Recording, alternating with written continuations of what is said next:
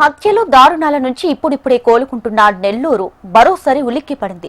నిఖిల్ అనే ఓ ప్రేమోన్మాది ఘాతుకం వెలుగులోకి వచ్చింది. ప్రేమించిన ప్రియురాలని అత్యంత దారుణంగా హత్య చేశాడు. మాట్లాడుకుందాం రా అంటూ రూమ్ కి పిలిచి మరీ కత్తితో పాశవికంగా పొడిచి చంపేశాడు. ఆమె కత్తితో పొడుచుకుందని పోలీస్ స్టేషన్లో లొంగిపోయాడు. ఇంతకీ మైథిలి ప్రియాని నిఖిల్ ఎందుకు చంపాడు? మృతురాలి తల్లి, ఆమె చెల్లి ఏమంటున్నారు? మైథిలి ప్రియ హత్యకు సంబంధించి మరింత సమాచారాన్ని నెల్లూరు నుంచి మా ప్రతినిధి నర్సింహులు అందిస్తారు. వైద్య విద్యలో మరో ఉన్నతమైనదిగా భావించే బి ఫార్మసీని పూర్తి చేసుకొని రేపో మాపో ఉద్యోగంలో చేరబోతున్నటువంటి ఓ బి ఫార్మసీ విద్యార్థిని మైథిలి ప్రియ గత రాత్రి దారుణ హత్యకు గురయ్యారు.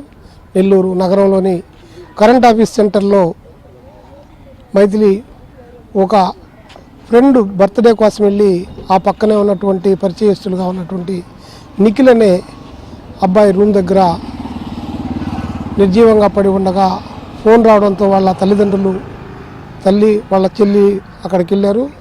అసలు మైథిలి ప్రియ ఇంత దారుణ హత్యకు గురి కావడానికి కారణాలేంటి? ఆ తల్లిదండ్రుల ఆక్రందన, ఆవేదనలో వాళ్ళు ఏం చెప్తున్నారు? ప్రస్తుతం మైథిలి తల్లి, వాళ్ళ చెల్లి వీళ్ళిద్దరూ ఇక్కడే ఉన్నారు. వాళ్ళతో మనం మాట్లాడేటువంటి ఒక ప్రయత్నం చేద్దాం. ఏం జరిగిందమ్మా రాత్రి? నిన్న నైట్ 11 కల్లా మేము నిద్రపోయాము. అన్నం తినేసి పడుకోన్నాము. తన పార్టీకి తను ఫోన్ చూసాను, నేను నిద్రపోయాను. ఇంకా సర్లే పడుకుందిలే అని చెప్పి నేను కూడా పడుకున్నాను. 1:46 అప్పుడు వాష్రూమ్కి అని చెప్పి పైకి లేచాను. తీరా పక్కన చూస్తే అక్క లేదు. మనం వెంటనే కాల్ చేశాను. ఎక్కడున్నావు అంటే ఒక 10 minutes ఫ్రెండ్స్తో బయట ఉన్నాను, నేను వస్తున్నాను అనింది. తొందరగా రా లేదంటే అమ్మకి చెప్తాను అన్నాను. వచ్చేస్తున్నాను, ఒక్క 10 minutes పాప అనింది. సరే అని చెప్పి నేను ఇంకా నిద్రపోయాను. ఇంకా 3:33 నుంచి నాకు కంటిన్యూస్గా కాల్స్ వస్తూ ఉన్నాయి. ఎవరని తీరా చూస్తే నిఖిల్ కాల్ చేస్తూ ఉన్నాడు. ఏమైంది అని చెప్పి అటెంప్ట్ చేస్తే, మీ అక్క ఇక్కడ పడిపోయి ఉంది, మీ అమ్మకు ఫోన్ చేయి ఫాస్ట్గా వచ్చి తీసుకోపోండి అని చెప్పాడు. మన ఏమైంది అని చెప్పి అమ్మ అదరాభద్రా నేను అక్కడికి వెళ్ళి చూశాను. అప్పటికే ఆ అమ్మాయి పడిపోయింది. పలకరించాను, మైథిలి లేయి పోదామని. అప్పటికే ఆ అమ్మాయి స్పృహలో లేదు. మనం పట్టుకొని చూడంగానే బాడీ అంతా కూల్ అయిపోయింది. మన వెంటనే నాకు ఇంకేం అర్థం కాక ఏమైంది అని అడిగితే, గొడవలో కత్తితో నేనే పొడిచాను, చచ్చిపోయింది అని చెప్పాడు. అమ్మాయిని ఇట్లా కాదు అని చెప్పి మా పేరెంట్స్కి కాల్ చేద్దామని చెప్పి కిందకు వచ్చాను. అమ్మ వాళ్ళకి కాల్ చేస్తే వస్తూ ఉన్నారు. ఈ లోపు కింద ఆంటీ హెల్ప్ తీసుకొని మన రండి ఆంటీ ఇలా జరిగింది అనగానే ఆంటీ వచ్చి చూశారు. మీ అక్క స్పృహలో లేదమ్మా, నువ్వు కిందకి అర్జెంటుగా అమ్మ వాళ్ళకి ఫోన్ చేయని చెప్పారు. అందుకని ఫోన్ చేసి అమ్మ వాళ్ళు వచ్చేసరికి వాడొక్కడే అయితే మా అక్క అంత పిరికిది కాదు, ఊరికే సూసైడ్ అటెంప్ట్ చేసుకోవడానికి. మా అక్క ఏ తప్పు చేయలేదు, మా అక్కది ఏ తప్పు లేదు, వాడే చంపేశాడు.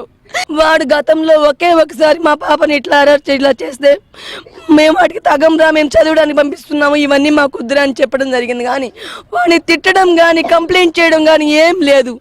అది నేను చేసిన తప్పు.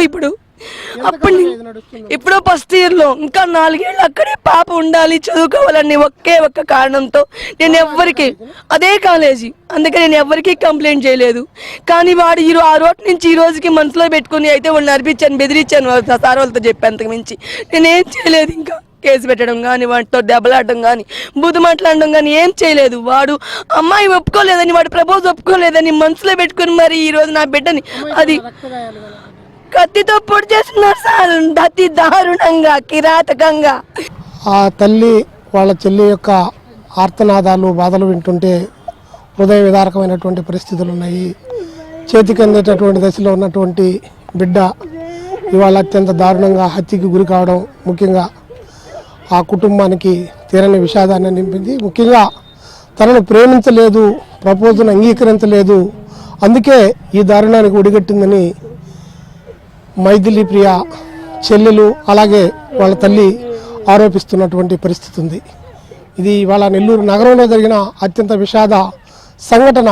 మైథిలి హత్యకు గురైనటువంటి నేపథ్యంలో ఇక్కడ ఉన్నటువంటి తాజా పరిస్థితి. కెమెరా పర్సన్ ప్రవీణ్తో నరసింహులు, HM TV, నెల్లూరు నుంచి.